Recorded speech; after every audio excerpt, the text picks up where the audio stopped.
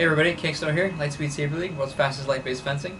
Today, I'd like to talk about two fundamental types of attacks in lightsaber combat, and by extension, the two fundamental types of attacks in lightspeed-saber fencing. Now, to be clear, there is a disconnect between lightsaber and lightspeed-saber, and that's because in lightspeed-saber, the point attack is not allowed, which would ostensibly be the third type of fundamental attack. So, today, let's talk about the two types of attack that matter to your lightspeed-saber fencing.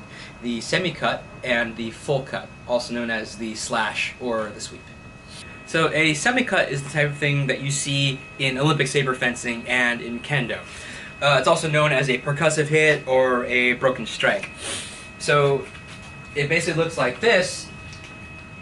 The attack is delivered to the target in an arc, and then either stops there or it kind of pops off the target through the same arc that it came from.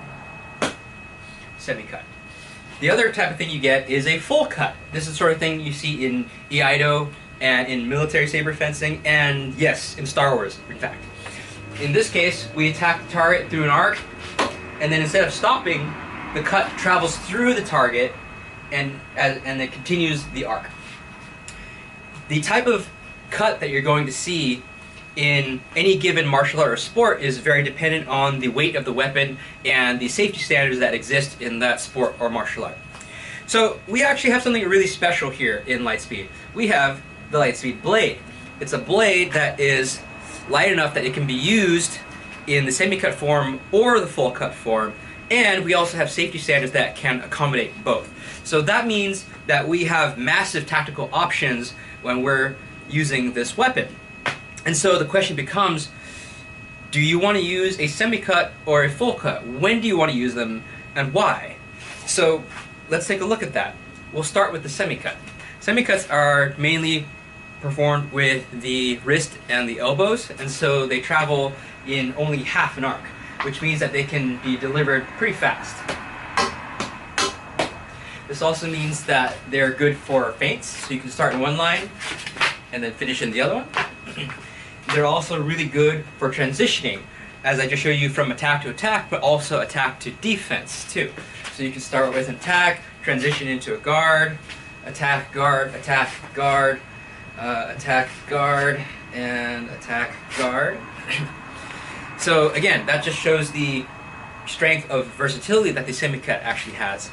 But it does come at a price. That is that what you'll notice is that your hands are constantly vulnerable to counterattacks, both soft cuts and ripostes in the semi-cut form.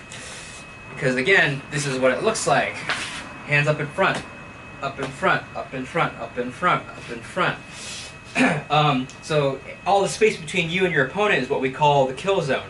And you want to keep your hands out of the kill zone as much as possible. But in the semi-cut form, you tend to spend a lot of time there actually. So in that case, sometimes you may want to choose a different type of cut form. In this case, the full cut form.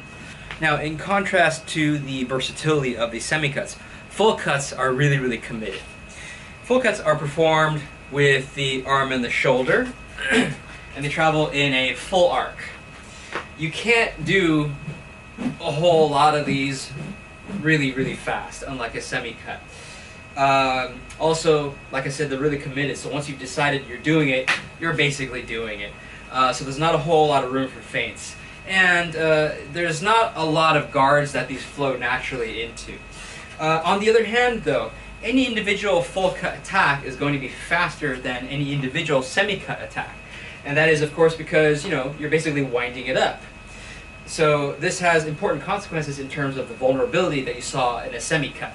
Whereas a semi-cut can be interrupted, because these are so fast, on my way to the target, you're going to have a hard time interrupting it. Or my opponent is anyway. And even if my opponent does parry, it goes for riposte, this attack vacates the kill zone so quickly, it's almost impossible to land a riposte at all. Full cuts are also harder to block than semi-cuts are. If you're receiving a semi-cut, you can actually get away with some pretty sloppy blade work and still survive just fine. But you can't get away with that against a full cut. Full cuts are a true test of one's defensive abilities. So in conclusion, semi-cuts are really, really versatile. They're fast, they transition really well from attack to attack and attack to defense, and they're really great for deception. And full cuts, they're really committed, they're kind of telegraphed, but they are really, really safe from counterattack, and they're a lot harder to block than semi-cuts are. So then the question is, which type of attack is right for you? Me personally, I'm a full cut guy. I mean, it's the style of the lightsaber. It's the style of Lightspeed. So how can we not use it? How can we not attack in big, beautiful arcs? It's what we're all about. It's what our organization does best. But that doesn't mean that I don't use semi-cuts. I just don't use them as often. I'm a big believer in learning everything that you can and using the right tools for the job. But if it helps you, I have a little bit of a rule of thumb here. So if your blade work is good and your footwork is bad, then use semi-cuts. If your footwork is good and your blade work's bad, then use full cuts. If you're good at both, then do both. And if you're not good at any of them, then do footwork. Anyway, thank you very much for watching our video. If you have any questions or comments, please be sure to leave them in the comments section so we can fight about it later. I mean, talk about it later. Yeah, I'll see you next time. Thank you.